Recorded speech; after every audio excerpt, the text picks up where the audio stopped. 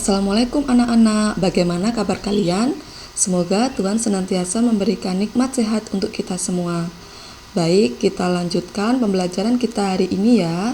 Minggu lalu kalian telah belajar tentang jenis beserta ciri dari bahan keras untuk kerajinan. Pada kesempatan kali ini, kita belajar tentang proses produksi kerajinan bahan keras. Sebelum pada tahap proses produksi, kita pelajari dulu tentang jenis bahan dan alat yang digunakan, proses pembuatan, serta beberapa produk kerajinan dari masing-masing bahan. Yang pertama, ada kerajinan kayu. Adapun bahan yang dibutuhkan, tentunya ada berbagai macam jenis kayu, lem kayu, dan cat kayu. Alat yang dibutuhkan, pertama, ada gergaji, pahat, palu, amplas, kuas, mesin bubut, dan yang terakhir, mesin potong. Alat tersebut tidak harus tersedia seluruhnya, bergantung pada teknik yang digunakan untuk membuat kerajinan dari kayu ini. Adapun teknik yang digunakan, yang pertama adalah ukir, kedua ada bubut, yang ketiga ada potong sambung, dan yang keempat atau yang terakhir ada teknik bor.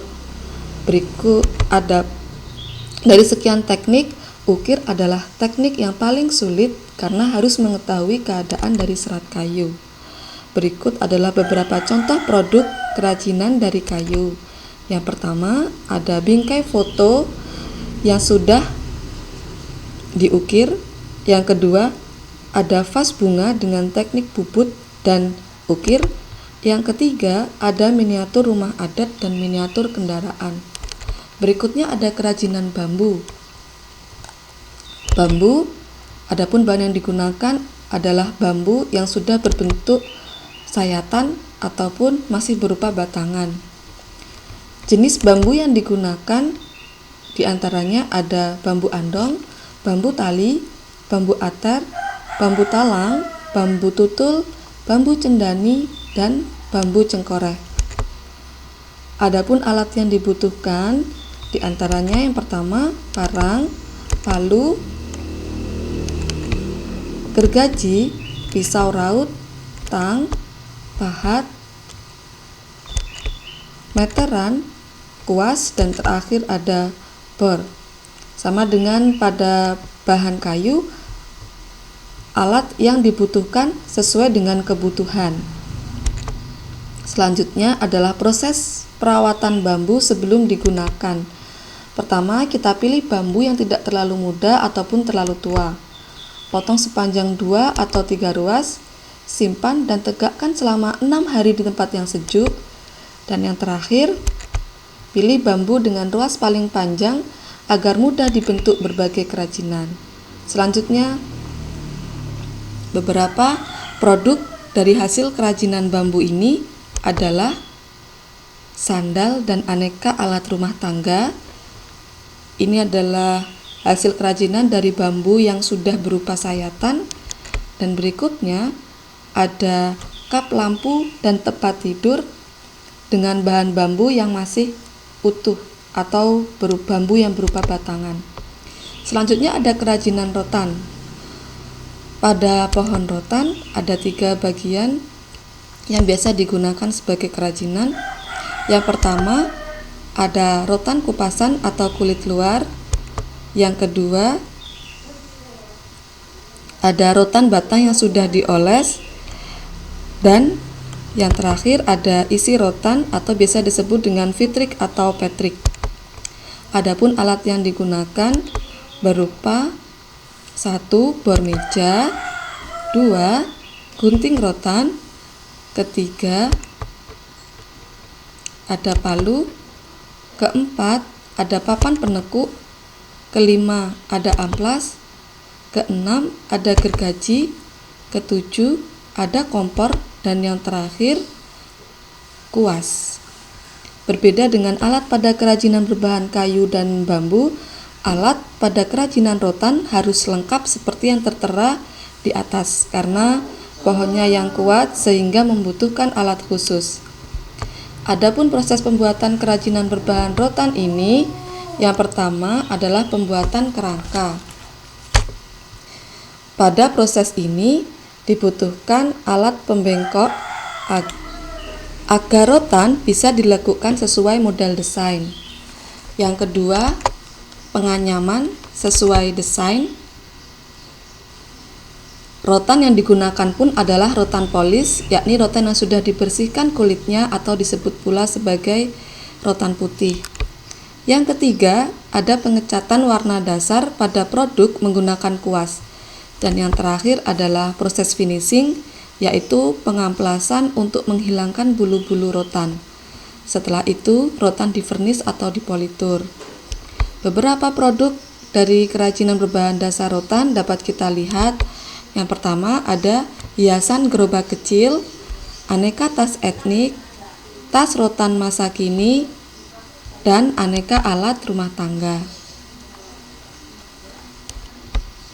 Setelah mempelajari kayu, bambu, dan rotan sebagai bahan keras dari alam untuk kerajinan, berikutnya kita belajar bahan keras buatan yang digunakan untuk kerajinan.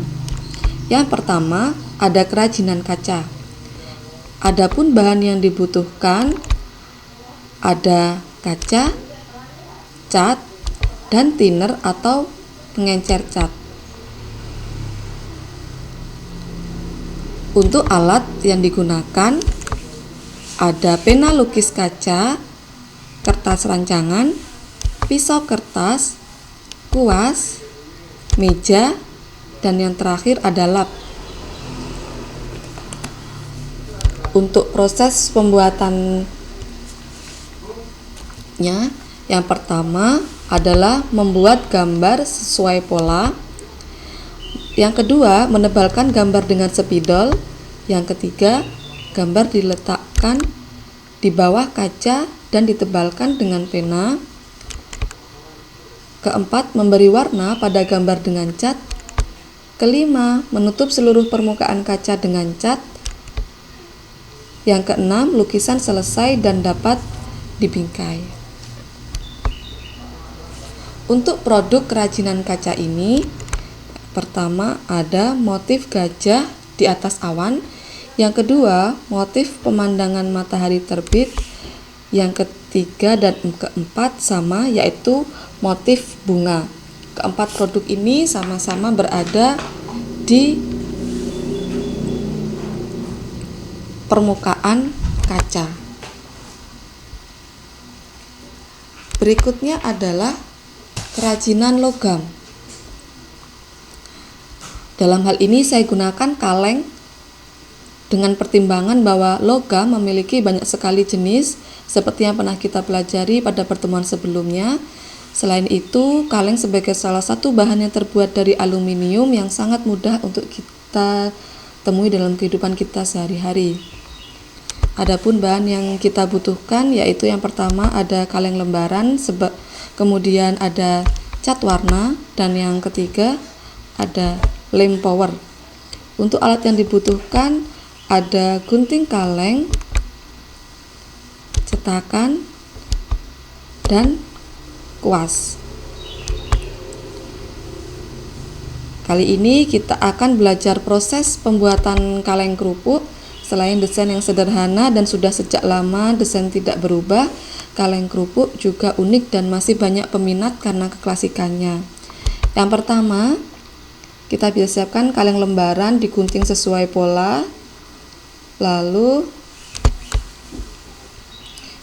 bentuk kotak dengan bantuan besi-besi atau kayu dan dipukul-pukul. Kemudian kaleng disusun dengan dipatri membentuk kotak. Keempat, selipkan kaca dan patri pada bagian pinggir, lalu buat tutupnya.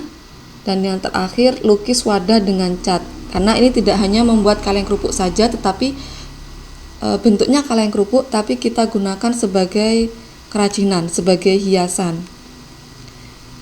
Beberapa produk kerajinan logam dalam hari ini diantaranya, yang pertama ada bros yang biasa digunakan sebagai perhiasan yang disematkan pada pakaian ataupun kerudung. Beberapa produk kerajinan logam lainnya yaitu yang pertama ada bros yang digunakan sebagai perhiasan yang bisa disematkan pada pakaian atau kerudung. Yang kedua ada hiasan gajah sebagai pajangan di rumah atau tempat-tempat tertentu. Dan yang terakhir ada teko dan cangkir. Baik, sekian dari saya untuk pertemuan kali ini. Semoga dapat bermanfaat untuk kita semua. Tetap semangat belajar anak-anak. Semoga bumi kita lekas pulih kembali. Assalamualaikum warahmatullahi wabarakatuh.